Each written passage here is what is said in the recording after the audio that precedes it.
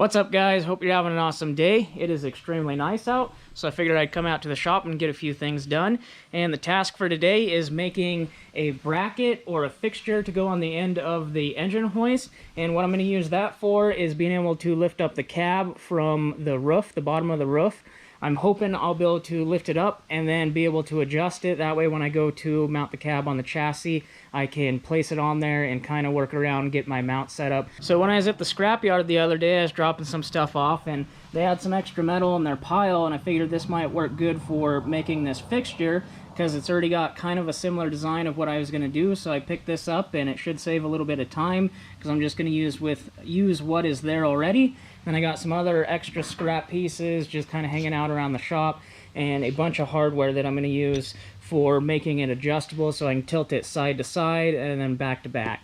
So I'm going to go ahead and start cleaning up this fixture and get these tabs taken off because I'm probably not going to be using these. I will end up making some new ones.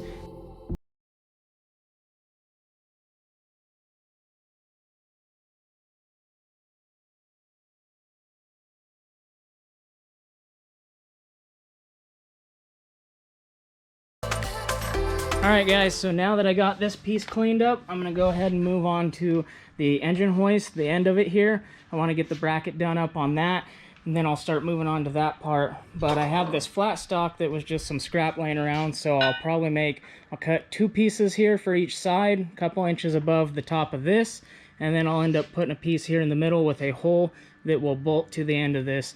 I think that should work good. I don't see any reason why I'd need anything else to mount that. One bolt should do fine as long as everything else is snug.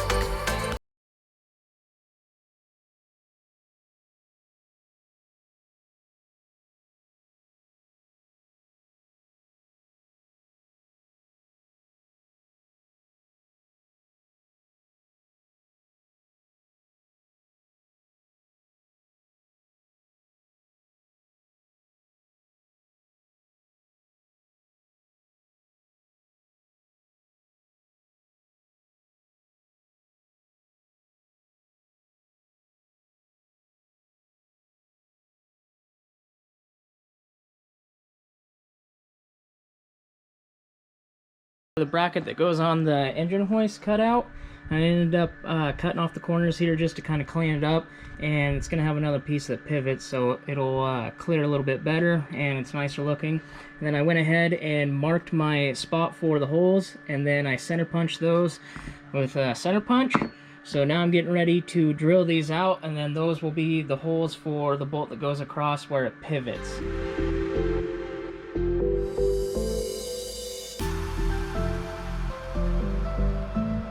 Top plate and side plate are officially cut out. This is what I did, is I had some more of this scrap, so I notched it so it would fit in there. And then I have my hole that I'll drill through the engine hoist piece, and then that'll just bolt the whole bracket to it. And then this hole out on the outside here is for my rod that'll go up to make it pivot. So I got that hole there, and then this is the opposite side piece, and I'll just weld that on the side there. And then that will also have another rod that'll come up to make it pivot.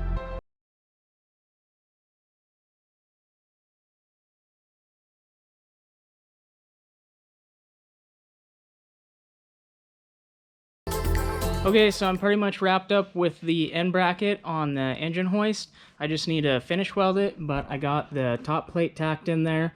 Just kind of clamp that down, and then on this side piece, I use these magnetic 90s. They work really good for holding those in place when you want to tack them.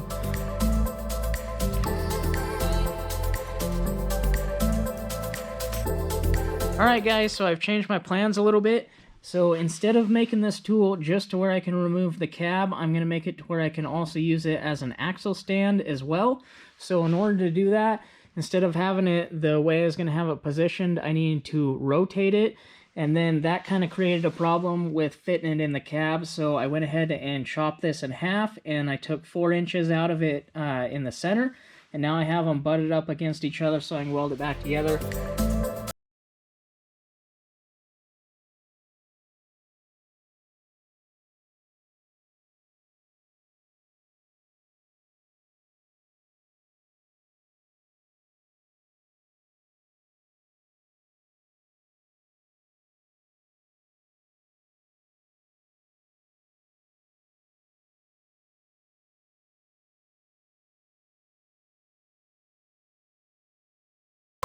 Alright guys, so it's been a couple weeks since I worked on this. We had some trips we went on, but this is where I left off. I've got this pivot point here and these plates all done.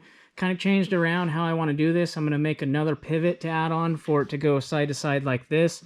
So I'm going to cut these tack welds off here and make 2 more plates kind of similar to this that will weld to here. And then I'll have a hole that's ran through this beam right here, so it'll pivot back and forth. So I don't know if I've mentioned this in other videos, but if you don't have one of these swag stands that have the Bauer bandsaw on them, or you can get it for other DeWalt or Milwaukee ones, you got to get yourself one of these things. This thing is awesome. I do a ton of cutting, whether it's cutting different angles with this. It works great, and you can also unscrew it and take the saw back out if you need to use it without the stand. But get yourself one of these if you haven't already.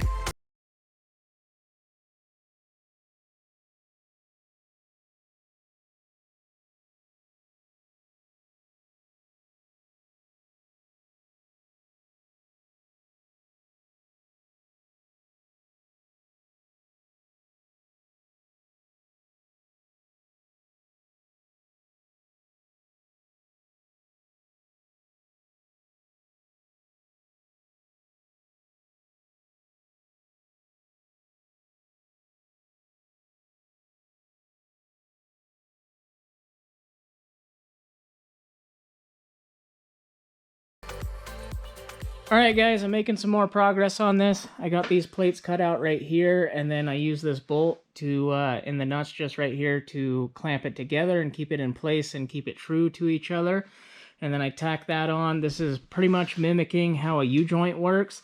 Right at the moment, I'm working on making my tabs that will go on the side here, and that's what the through bolt will go through, and bolt to adjust it front to back, side to side.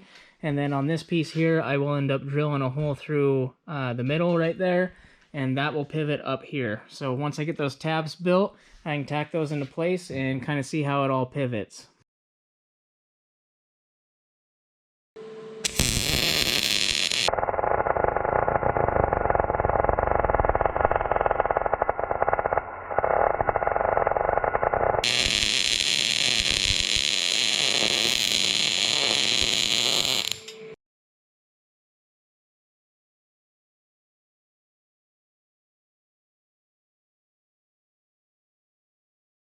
Alright guys, so I ended up losing quite a bit of footage that I had from finishing up this fixture out, but I'll kind of go over what I did with the rest of it. It is now all finished.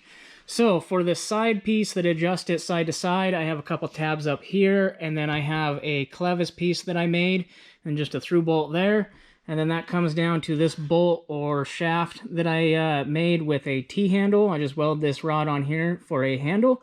And then I got a couple jam nuts here to keep it in spot there. What I'm going to do later on is take these off and then drill and tap these for a set screw, so I only have one on each side.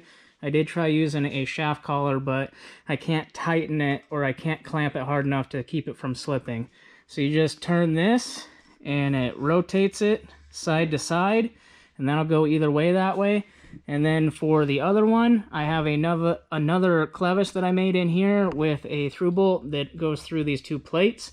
And then the same kind of setup for this rod, and you just turn it and it will tilt front to back. There's a little bit of play in that rod that you use to adjust it back and forth, and I have to have a little bit of play there. That way when it gets to its max tilt, it moves this shaft and tilts it a little bit, so the nuts will start touching on each side, so you got to have a little bit of wiggle room there. But it should work good. It'll do what it's supposed to. I still need to make my brackets for up top here for the axle stand setup, because I do want to use this for an axle stand as well. So I think this should work out good. It should do what I'm wanting to do as far as picking up the cab and then being able to adjust it for when I weld on the cab mounts and get that in the correct spot. And I'm definitely happy with it. It was all scrap metal and bolts that I had laying around, so that was great. No extra cost there. And I should have enough scrap metal to finish out the side brackets for the axle stand part. It's just going to be pretty simple brackets that come up here and cradle the axle, probably a V-notch of some sort, and then I'll do something out front here to hold the pinion and maybe a little bit of adjustment on those. All right, guys, that's going to wrap up this video. Make sure you smash that like button and subscribe if you haven't already, and stay tuned for the upcoming videos using this fixture. Should be getting on that soon and getting more forward progress on blackout and mounting the cab on the chassis. So I'll see you guys in the next one. Thanks for watching. Peace.